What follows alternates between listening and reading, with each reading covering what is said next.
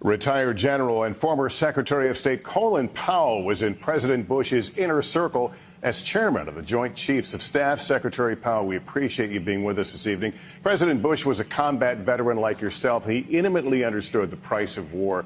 So tell me, if you would, about his decision-making process after Iraq's invasion of Kuwait and what would ultimately become the Gulf War.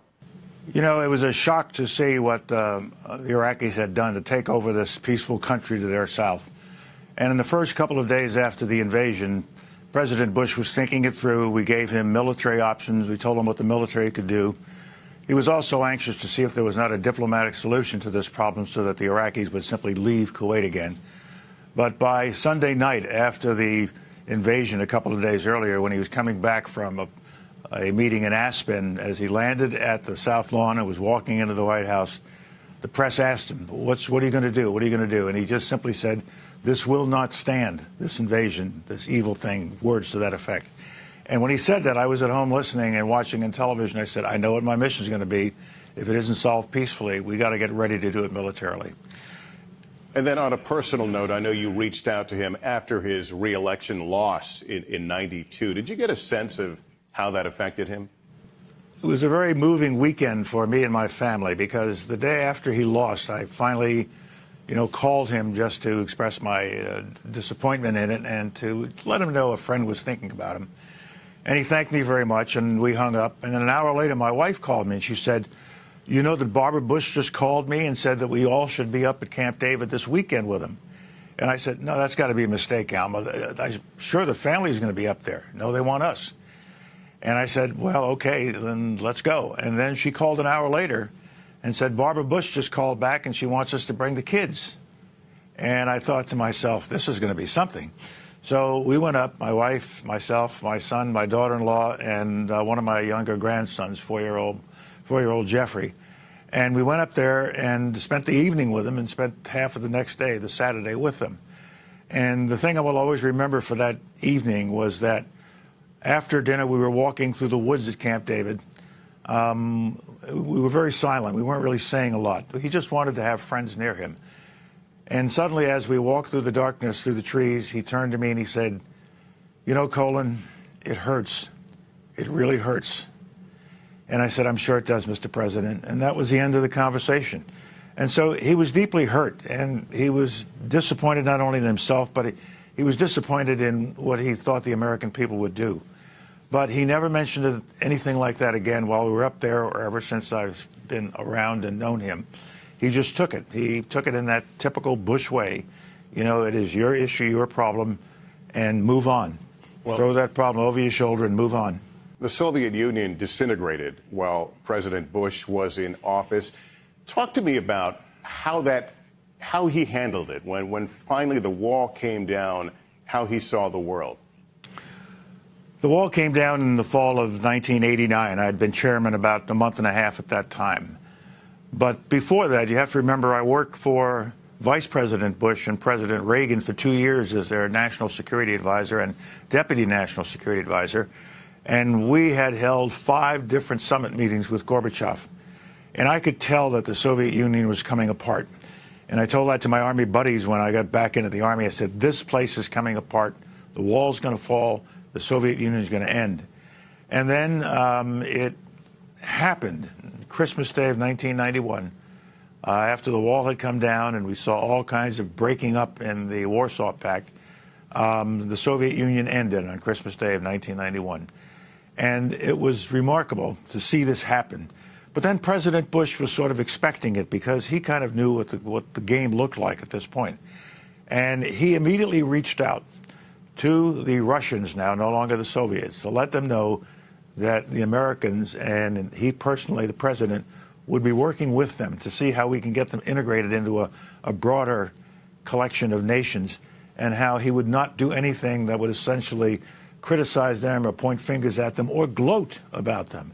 He was a humble person. He was raised that way. And so I think it was magnificent of him not to take advantage of the situation, but rather to take the situation and build on it. And so he didn't take advantage by gloating or talking down to them in any way, or "we told you so." He was George Bush, the Bush, part of that Bush family, that you learned from his parents, not to gloat, but to build on what has been achieved. And that's what he did. And as a result, we had good relations with the new Russian Federation.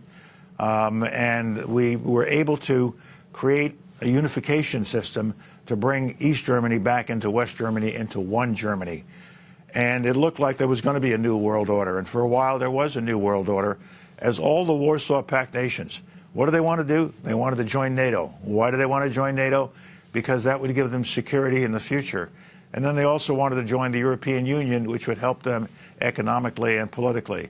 So it was really a new world order that lasted for about 20 years, and we now see some breakups in that are disturbing to me, and I hope disturbing to most people who want to see peace and stability in Europe and throughout the world. So many things happened on your watch and his watch. Describe what it was like in the Oval Office when it became decision time, when everyone is offering their ideas, what we should do, what we shouldn't do. How would he handle that?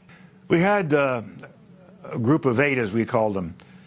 Secretary Cheney, Secretary Baker, Secretary of State Baker, General Scowcroft, the National Security Advisor, CIA might be there, the Vice President was there, and I was there, of course, with Secretary Cheney. And invariably, whether it was the invasion of Panama or how we got ready for Desert Shield and Desert Storm, it was essentially the same model. We would all express our opinions strongly. We never held back. We were a gang of 8 because we had all worked with each other in other capacities in the years before. So we knew each other.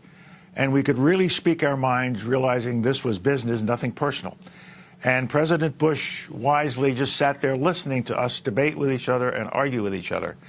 And after we had pretty much put it all out on the table, he would ask a few questions, and then he would give us a decision right then, or he might go away and think about it and give us a decision.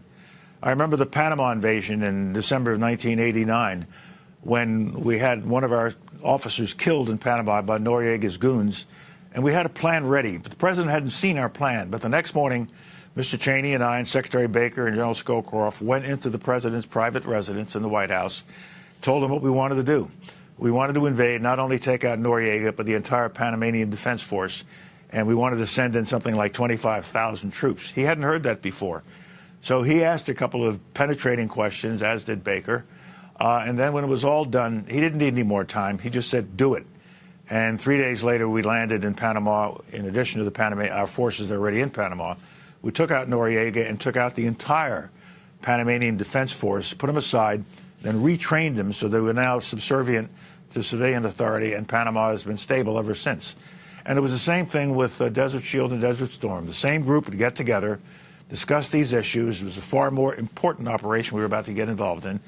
We got clear guidance from President Bush of what we were going to do. It was going to be a limited conflict, couldn't solve it diplomatically. You remember Secretary Baker went to see the Prime Minister of Iraq just a couple of days before the war started, trying to convince him to get that army out of Kuwait. They said no, and we said, here we come. And the president told us that it was to kick the Iraqi army out of Kuwait. It was to restore the government of Kuwait, and then we would be through and we would leave. And that's exactly what we did.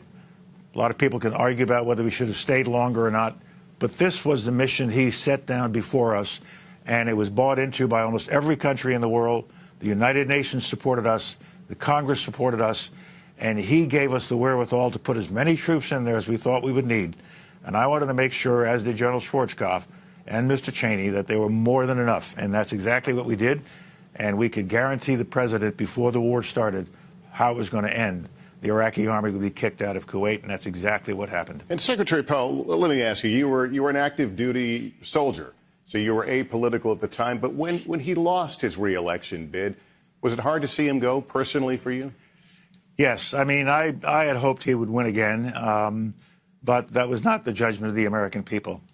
And so we threw a wonderful retirement ceremony, so to speak, when he was leaving office for him at Fort Myer with all the honor guard troops lined up, and we presented him some recognition and awards. And he teared up then, and I teared up a little too. Mr. Cheney was with me, of course, and I have a picture in my house now of that ceremony when he's standing there in front of all the troops, and I'm standing next to him. And the inscription he has on the bottom of the picture is, "This is one of the finest days I've ever had." So he left as a person of class, a person who knows who he was, knew that he had done his best for his nation over so many, many, many years, and he was leaving with a sense of honor about everything he had done, and knowing that the American people may not have voted for him, but they knew who he was. They knew what he had done for the country over all those years. And as we can see now that he's passed from us, he has a universal respect of the American people. What a strong tribute and a heartfelt one. Secretary Powell, thank you for your time. It was good to talk to you, sir. Thank you very much. Hey, NBC News fans, thanks for checking out our YouTube channel. Subscribe by clicking on that button down here and click on any of the videos over here to watch the latest interviews, show highlights, and digital exclusives. Thanks for watching.